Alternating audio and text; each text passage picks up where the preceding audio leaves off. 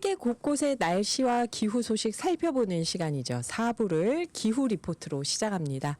노광준 PD 나왔습니다. 안녕하세요. 네, 안녕하세요. 네, 오늘은 어떤 소식일까요? 오늘 북유럽의 노르웨이로 한번 가보겠습니다. 노르웨이요. 예, 우리나라에는 아파트마다 전기차 순환시대가 열리고 있죠. 지금 화재가 난 다음부터 네. 예, 송도에서의 그 사건 네, 이후에 네. 혹시 우리 아파트도 뭐 이러면서 전기차 충전 시설 이거 초입에 세우세요? 아니에요? 뭐 이런 이제 갈등 아닌 갈등이 벌어지고 있는데 네.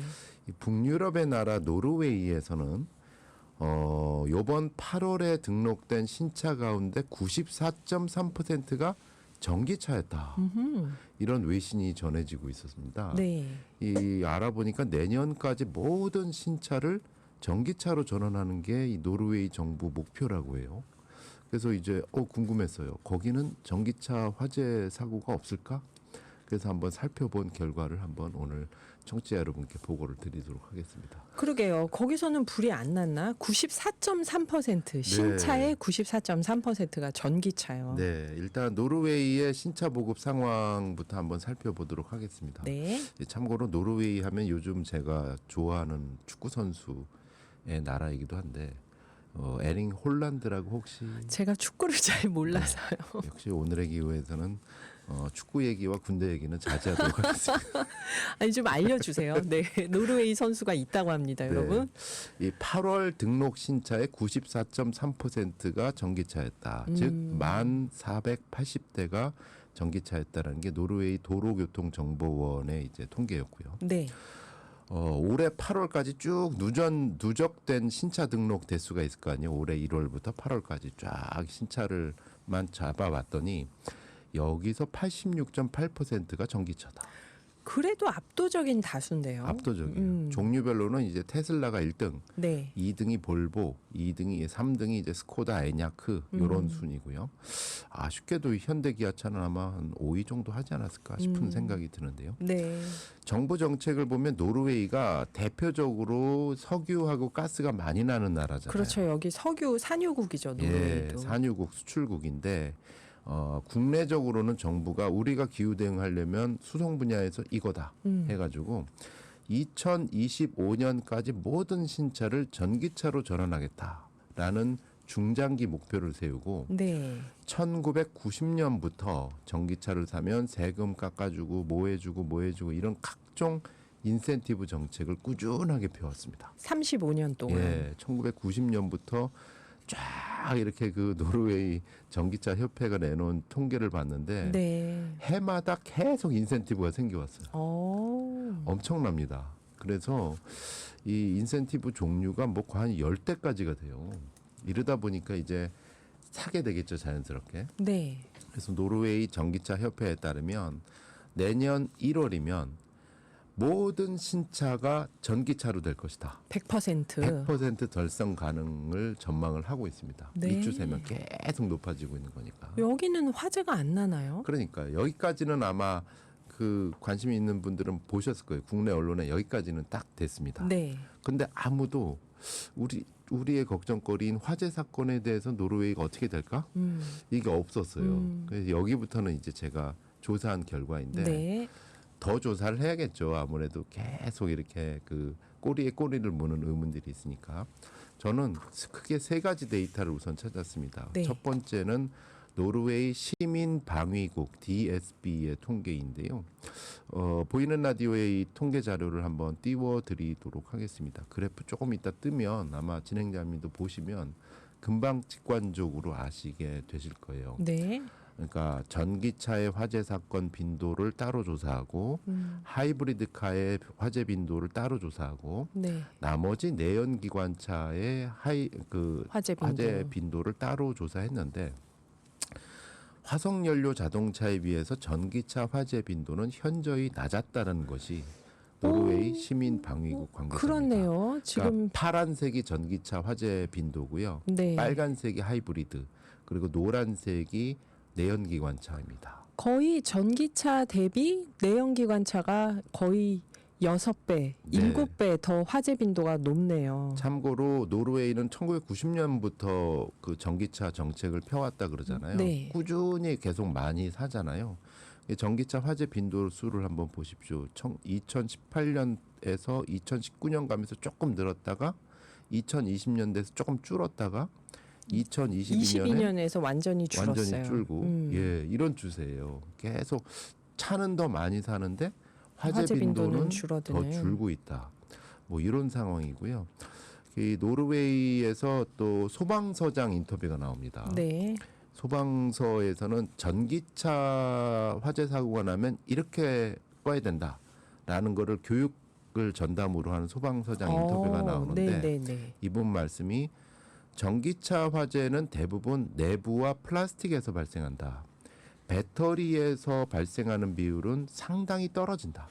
우리는 배터리에서 많이 나는 줄 알고 있었는데. 네. 그래서 오히려 이제 시민 교육의 하나로 일단 빈도수 확실하게 낮고 그리고 배터리에서 발생하는 경우가 별로 없다.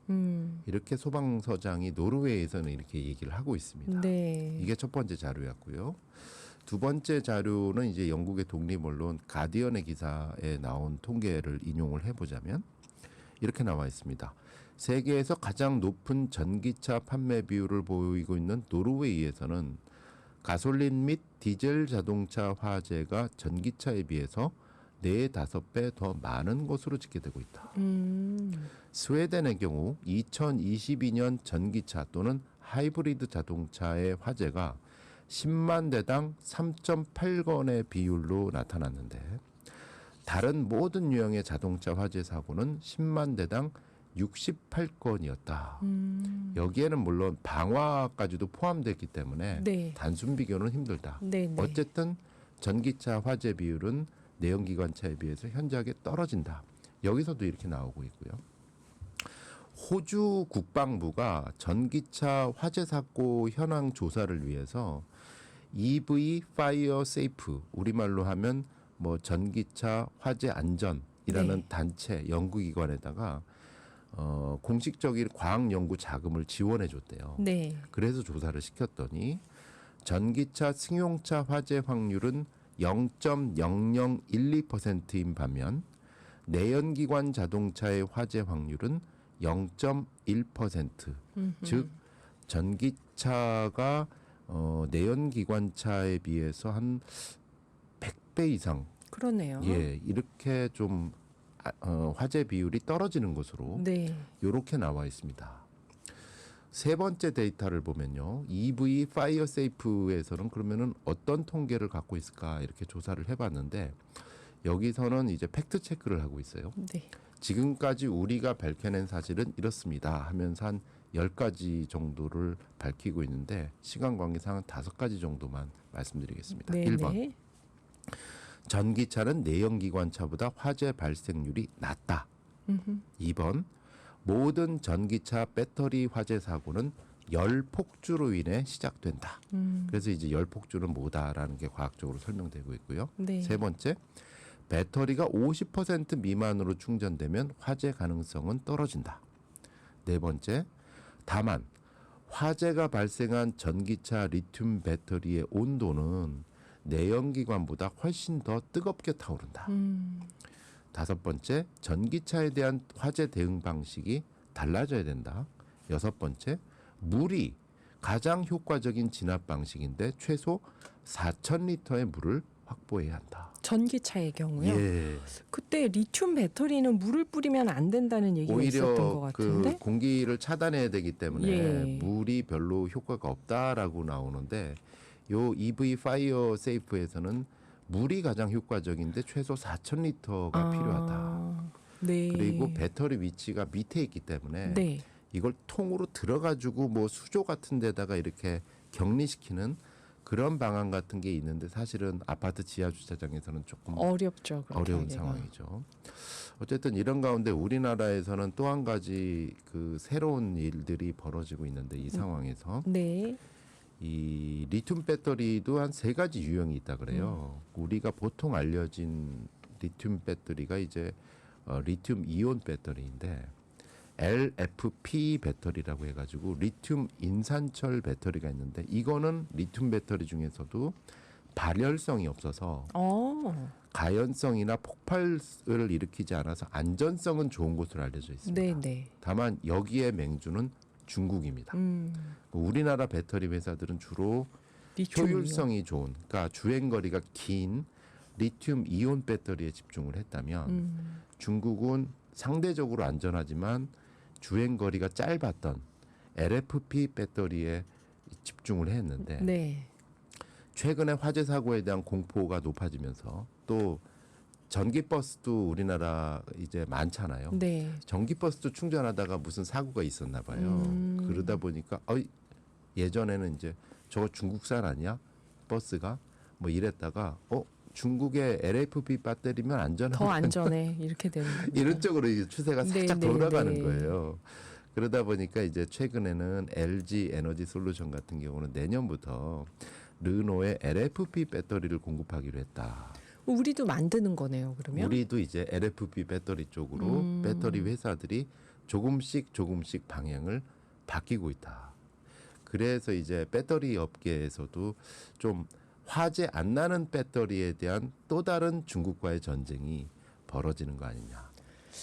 좀 더 빨리 LFP를 우리가 했더라면 어땠을까 하는 생각도 그런 드는데. 관측도 있어요, 사실은. 예. 그런 관측도 있어요. 우리가 했더라면 이미 가장 화재 안 나는 LFP 배터리로 전 세계를 됐을 다 텐데. 싹쓸이 했을 텐데 아쉽다. 뭐 이런 평가가 있는 가운데 또 다른 2차 배터리 전쟁이 시작되고 있습니다. 네, 전기차에 대해서 앞으로도 새로운 소식 계속 알려주시기 어쨌든 바랍니다. 중요한 거는 노르웨이가 뭐 이 정도로 이제 탄소 중립을 하기 위한 정책으로 이렇게 인센티브를 가는 거잖아요. 네, 네. 이렇게 각국이 열심히 하고 있다. 나름대로. 전기차 많이 타고 있다 외국에서는. 네, 감사합니다. 노광준 PD였습니다.